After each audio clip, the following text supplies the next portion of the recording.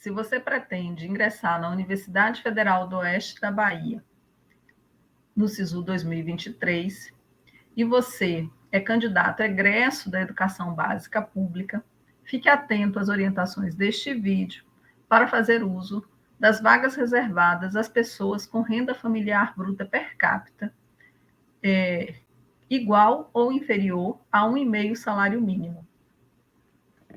Antes de passar as orientações sobre as cotas reservadas, nós vamos falar um pouco sobre a Universidade Federal do Oeste da Bahia e a sua localização.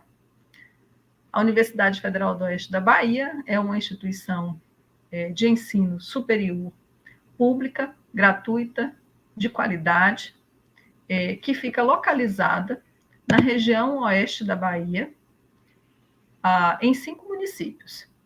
A maior parte dos cursos estão localizados no município de Barreiras, mas também distribuídos nos municípios de Barra, Bom Jesus da Lapa, Santa Maria da Vitória e Luiz Eduardo Magalhães. A UFOB oferece 30 cursos de graduação e as vagas destes cursos são distribuídas e oferecidas na plataforma de seleção unificada, que é denominada de SISU. As vagas, elas, no geral, estão distribuídas cerca de 20% para ampla concorrência, cerca de 30% das vagas para o critério de inclusão regional e 50% das vagas são destinadas à lei de cotas, que é a Lei 12.711 de 2012. Hoje, neste vídeo, nós vamos falar especificamente das vagas reservadas pela lei de cotas aos egressos da educação básica pública que têm renda familiar bruta per capita com valor igual ou inferior a 1,5 salário mínimo. E dentro dessa categoria, né, quais são as outras subcategorias que estão demonstradas, marcadas em amarelo. Então, podem ser contemplados candidatos PPI, são candidatos autodeclarados pretos, pardos, indígenas ou indígenas, candidatos com deficiência, autodeclarados pretos, pardos ou indígenas, candidatos com renda familiar bruta per capita igual ou inferior a 1,5 salário mínimo, que tenham cursado integralmente o ensino médio em escolas públicas. Então, aqui nós vamos falar sobre 4 categorias, que são as categorias L1, L2, L9 e a L10. Categoria L1, candidatos, como eu já mencionei, né?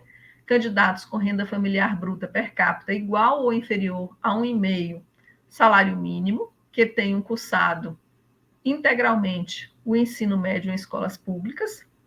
Categoria L2, candidatos autodeclarados pretos, pardos ou indígenas com renda familiar bruta per capita igual ou inferior a 1,5 salário mínimo, que tenham cursado integralmente o ensino médio em escolas públicas. Categoria L9, candidatos com deficiência, que tenham renda familiar bruta per capita igual ou inferior a 1,5 salário mínimo e que tenham cursado integralmente o ensino médio em escolas públicas. E a categoria L10, candidatos com deficiência autodeclarados pretos, pardos ou indígenas, que tenham renda familiar bruta per capita igual ou inferior a 1,5 salário mínimo e que tenham cursado integralmente o ensino médio em escolas públicas. Para a gente conversar um pouco sobre qual a documentação é necessária para comprovar cada uma dessas categorias, nós vamos convidar o coordenador de processos seletivos, o Renato Fontes, para poder participar aqui conosco. Olá, professora Adma. Olá, gente. Então, para todas as categorias da lei de cotas, existe um requisito básico, que é a educação básica pública. Então, para participar nessas categorias já citadas, né, L1, L2, L9 e L10, que é do critério da renda, também tem que ter cursado integralmente o ensino médio em escola pública nacional, em cursos regulares ou no âmbito da modalidade de educação de jovens e adultos, a EJA. Ou uma outra possibilidade também é ter obtido a certificação de conclusão do ensino médio com base no resultado do Enem, ou do exame ou do Exame Nacional para a Certificação de Competências de Jovens e Adultos, conhecido como INSEJA, ou ainda de exames de competências realizados pelos sistemas estaduais de ensino, desde que não tenha cursado qualquer etapa do ensino médio em escolas não públicas. Além desses documentos, pessoal, será necessário apresentar também uma declaração de que não cursou qualquer etapa do ensino médio em escola não pública.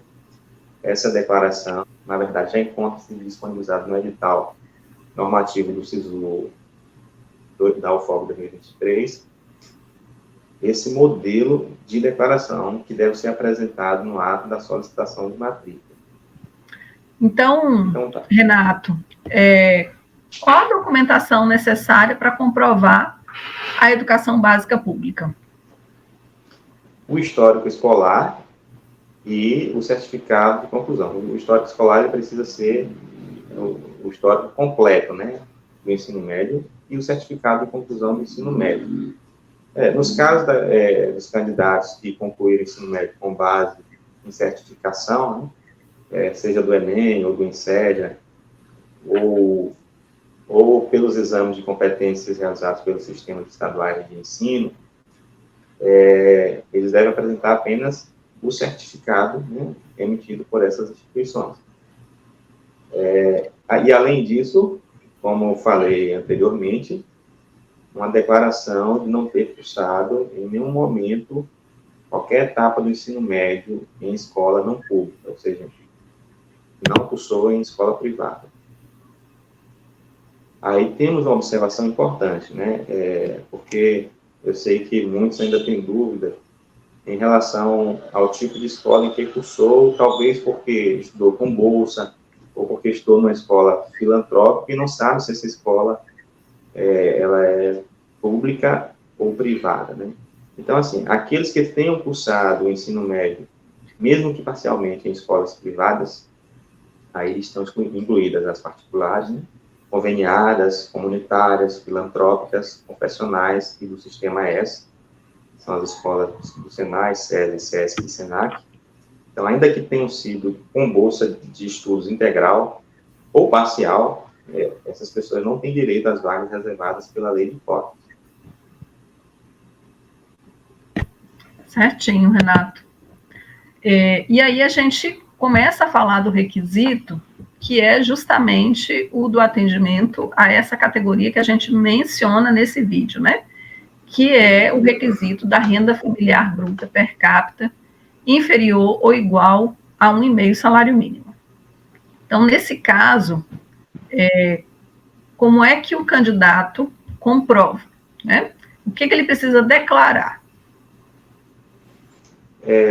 Ele precisa comprovar, né, que a renda per capita familiar é inferior ao salário mínimo. Essa comprovação vai depender do tipo de trabalho de cada membro do núcleo familiar do candidato. Esse tipo de trabalho ele vai estar especificado no edital normativo do SISU FOB 2023, também consta no termo de adesão.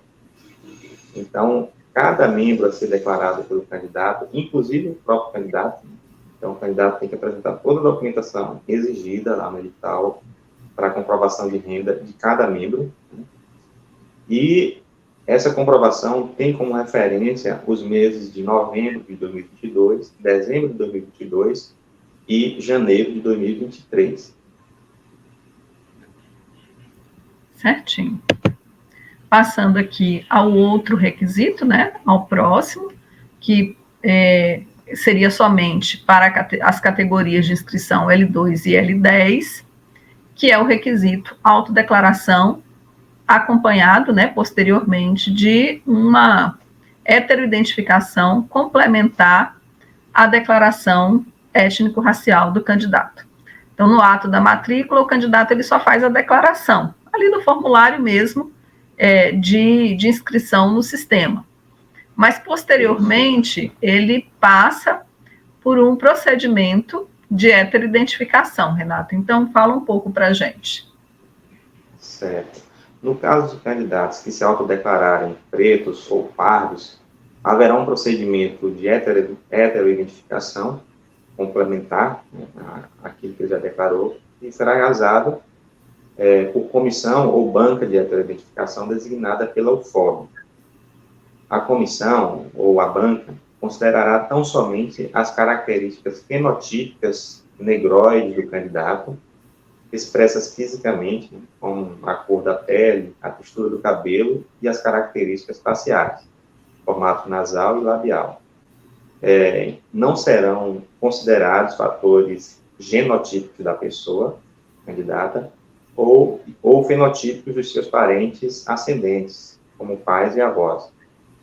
Também não serão considerados registros ou documentos anteriores, como certidões ou resultados de outros processos seletivos. O candidato será convocado posteriormente ao ato da matrícula para participar do procedimento de heteroidentificação. Essa convocação ela será publicada no site do SISU da UFOB e também o candidato será notificado por e-mail, né, a partir do e-mail que ele informa no Enem, e pelo qual a UFOB estará encaminhando essa convocação. Isso. No caso de candidatos autodeclarados indígenas, eles devem apresentar declarações de pertencimento assinadas por membros da comunidade indígena. Esses modelos de declarações também constam no edital normativo do SISU-UFOB 2023. Esses documentos serão analisados pela comissão que faz a análise da documentação básica. Então, sendo constatado a veracidade das informações, o candidato autodeclarado indígena, né, que se inscreveu numa dessas categorias, ele terá a sua autodeclaração validada ou não validada a partir dessa análise. Nós vamos agora passar uma outra situação de ocupação de vaga, que é daqueles candidatos com renda familiar bruta per capita inferior ou igual a 1,5 salário mínimo, que são candidatos com deficiência, né? Então, neste caso, para a ocupação das vagas, elas são as vagas das categorias L9 e L10. É importante entender o que está sendo denominado pessoa com deficiência, né, em termos de legislação, e também como é que é feita a comprovação, né, para a ocupação da vaga. Então, Renata, eu passo a palavra para que você possa explanar um pouco sobre isso. Obrigado. A pessoa com deficiência é aquela que tem impedimento de longo prazo, de natureza física, mental, intelectual ou sensorial, o qual, em interação com uma ou mais barreiras, pode obstruir sua participação plena e efetiva na sociedade em igualdade de condições com as demais pessoas, conforme disposto no artigo 2º da Lei número 13.146, do ano de 2015. Os conceitos relativos à condição de pessoa com deficiência, para todos os efeitos de verificação e comprovação referidos, estão no anexo 2 do edital normativo do SISU-UFOB 2023. E para a apuração e a comprovação da deficiência, serão tomados por base o laudo médico específico, conforme o anexo 3 do edital normativo do SISU-UFOB 2023, né? Esse laudo também contém um campo de relatório médico, que vai atestar a espécie e o grau da deficiência nos termos do artigo 4º do decreto número 3.298, do ano de 1999, com expressa referência ao código correspondente da Classificação Internacional de Doenças, o CID. no caso dos candidatos que sejam pessoas com deficiência, e se inscrevam às vagas reservadas para esse grupo, né, conforme o disposto no artigo 8º-B da Portaria Normativa MEC número 18 do ano 2012. O anexo 3 do edital, ele tem uma série de perguntas que precisam ser respondidas pelo médico desse candidato, né? Se ele trouxer um laudo médico que não contém todas essas informações, como é que a comissão que avalia isso vai proceder? Primeiro, esse laudo pode não ser aceito, inclusive, logo no ato da matrícula, né? Por isso que a gente orienta que as pessoas utilizem esse anexo, né, para ter esse laudo médico. Então, Renato, é importante orientar aquele candidato que já tem um laudo médico em casa, né, que ele verifique se esse laudo médico e o relatório atendem às perguntas que estão no anexo 3 do edital normativo do SISU-FOB, né? Porque, para não acontecer uma situação de indeferimento por falta de informação que é necessária para a ocupação da vaga. E aí, já finalizando o nosso vídeo, nós fazemos a orientação de que os candidatos acessem tanto o termo de adesão ao SISU 2023, quanto o edital SISU-FOB 2023, que estão disponíveis na página ufob.edu.br/SISU/2023, que são os documentos normativos deste edital e que contém todas as informações de forma detalhada, além da documentação necessária para a ocupação das vagas. Desejamos a todos boa sorte e que estejam aqui conosco em 2023.